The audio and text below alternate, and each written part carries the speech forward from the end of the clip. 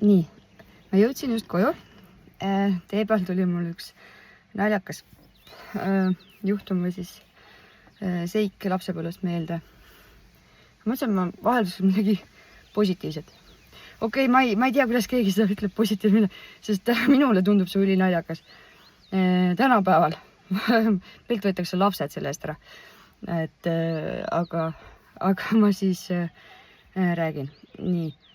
Ma ei tea, ma olin mingi 9-10-aastane. Me elasime teisel korrusel ja meil oli korter täiesti remontimata, täiega nõukakas. Uks oli niimoodi, et ta käis kinni, ei käinud kinni, käis lahti, ei käinud lahti. Ja ühel hommikul siis, kui emal oli vaja tööle minna mingi 2:30 või 2:30 öösel, ta töötas laudas, siis uks ei läinud lahti. Ta ei saanud tööle. Mis ta tegi?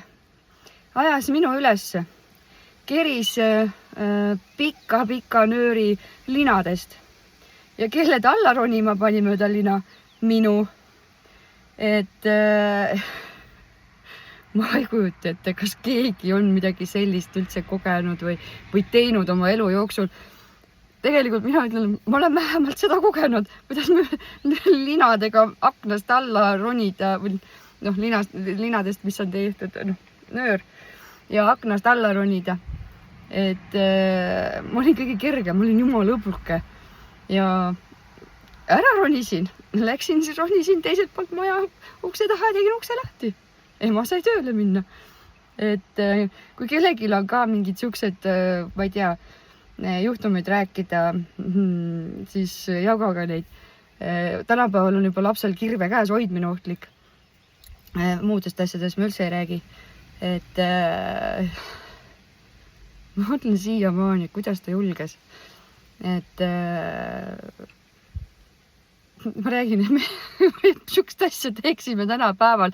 Me lapsed paneksime, seaksime ohtu. Ma räägin, meil võetakse lapsed käest ära.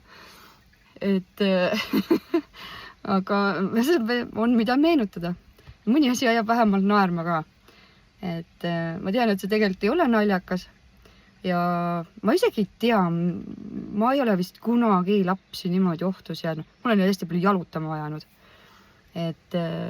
Koolist pikad eesid kõndid koju ja ühesõnaga suurem poiss siiamaani ütleb mulle, et ma ei lähe iial meelest ära, sa sundisid mind nii pikalt koju tulema, ise sõitsid veel mööda ka. Ups, ma isegi ei näinud. Ema või asi. Aga liikumine on tervislik ja igasugune asi karastab. Aga jah, ma loodan, et ma nüüd kellelgi paha meelt. Üks palve veel. Ma jagan neid videosid sellepärast, et see on mu enda tervenemise protsessi algus ja üldse nagu see protsess, mida ma tahan nagu läbi viia.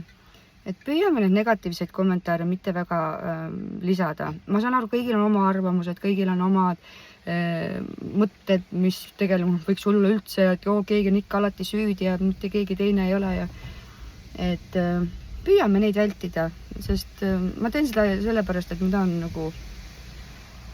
See on minu tervenemisprotsess, ütleme ausalt. Ja igasugune negatiivne kommentaar, see ei aita ega väga kaasa.